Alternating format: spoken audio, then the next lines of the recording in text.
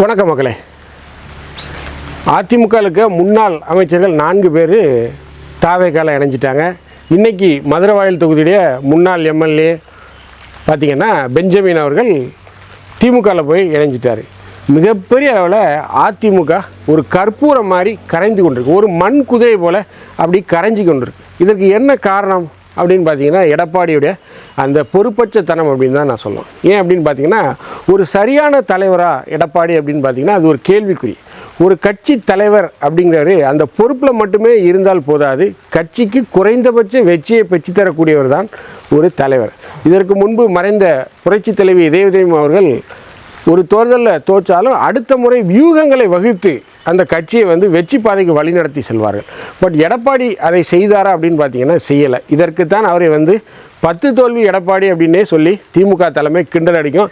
இன்றைக்கி அந்த 10 தோல்வி அப்படிங்கிறது இன்னொன்று கூடி 11 தோல்வி எடப்பாடி அப்படிங்கிற ஒரு நிலைமைக்கு போயிட்டு, ஸோ இப்பேற்பட்ட சூழ்நிலையில் அதிமுகலேருந்து தொடர்ச்சியாக எல்லாரும் பல்வேறு கட்சிகள் இணைகிறாங்க. மெஜாரிட்டியாக தாவேக்கால போகிறாங்க, இன்னும் சிலர் திமுகவுக்கு போகிறாங்க. இப்படி தொடர்ச்சியாக போயிட்டுருக்காங்க.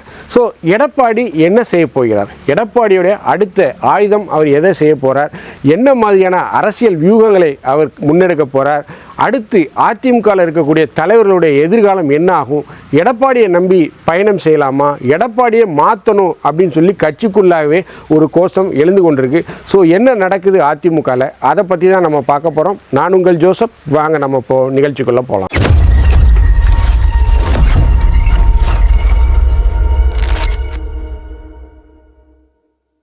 அஇஅதிமுக ஒரு மிகப்பெரிய இயக்கம். பொன்மனச்செம்மல் டாக்டர் எம்ஜிஆர், இதயதெய்வம் புரட்சி தலைவி எம்ஜிஆரால் வழிநடத்தப்பட்ட ஒரு மாபெரும் இயக்கம். அப்பேற்பட்ட இயக்கத்துடைய இன்றைய நிலைமையை பார்த்திங்கன்னா உண்மையிலே சொன்னேன்னா ஓப்பனாக சொன்னால் ரொம்ப பரிதாபமாக இருக்குது. அதான் நிதர்சனம். தொடர் தோல்வி. ஒரு குழந்தை பாலுக்கு அழுவதை போல் கட்சி தொண்டர்கள் ஒரு குறைந்தபட்ச வெற்றிக்காக அழுது கொண்டு இருக்காங்க. இதை கட்சி தலைமை யோசிக்கணும். ஏன் நம்ம கட்சியில் இந்த மாதிரியான பிளவு வந்திருக்கு அப்படின்னா, வெற்றி ஒரு கட்சி அப்படிங்கிறது அரசியல் கட்சியாக, ஒரு இயக்கம் அரசியல் கட்சி ஆனதுக்கப்புறம் வெற்றி பெறணும். வெற்றி பெறலை அப்படின்னா அந்த கட்சிக்கு எதிர்காலம் இல்லை அப்படின்னு சொன்னால் எவன் போஸ்டர் ஓட்டுருவான், எவன் ஃப்ளெக்ஸ் பேனர் வைப்பான். மிகப்பெரிய ஒரு சக்தியாக விஜய் வந்திருக்காரு. அவரை எதிர்க்கணும் அப்படின்னா நீங்களும் மிகப்பெரிய வியூகங்களை வகுக்கணும், மிகப்பெரிய கூட்டணி அமைக்கணும்.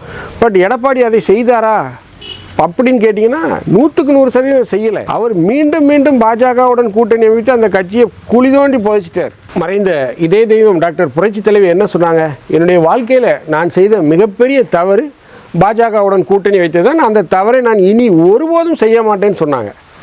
அந்த கட்சியோடைய பொதுச் செயலாளர் இன்றைக்கி திரும்ப பாஜக கூட கூட்டணி. தமிழக மக்கள் மத்தியில் பசுமரத்து ஆணி போல் பயஞ்சது பாஜக ஒரு மதச்சார்புடைய கட்சி, அவங்க சிறுபான்மையினருக்கு எதிரான கட்சி அப்படின்னு தமிழக மக்கள் மனதில் பசுமரத்தாணி போல் பயந்து விட்டது. அப்பேற்பட்ட நிலையில் நீங்கள் திரும்ப பாஜகவோட கூட்டணி வச்சா எப்படி ஜெயிக்க முடியும்? கீழே இருக்கவன் எவ்வளோ செலவு பண்ணி வேலை பார்க்குறான், பல லட்சங்கள் பல கோடிகளை கூட செலவு பண்ணி தேர்தலில் போட்டிடுறாங்க.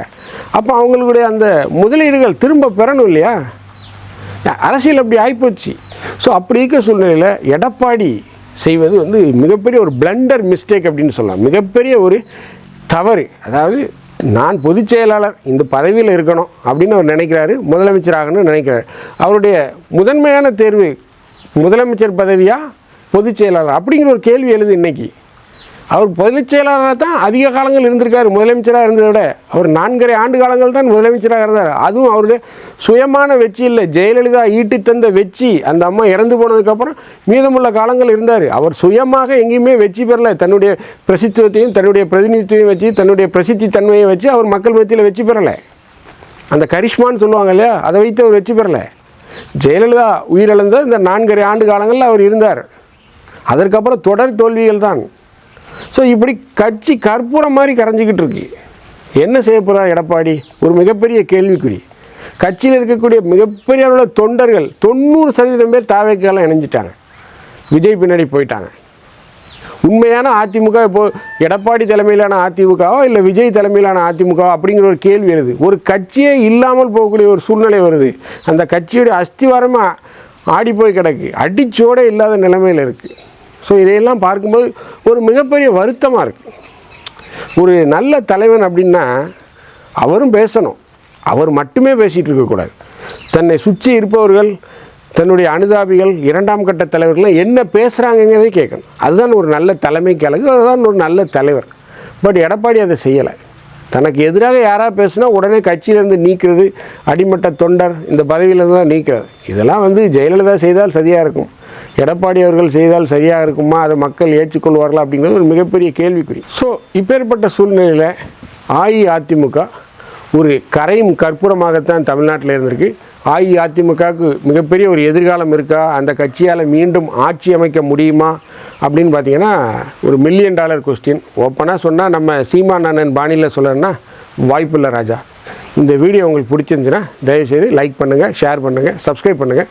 மறக்காமல் உங்கள் கருத்துக்களை கமெண்ட் செக்ஷனில் சொல்லுங்கள். நன்றி, வணக்கம்.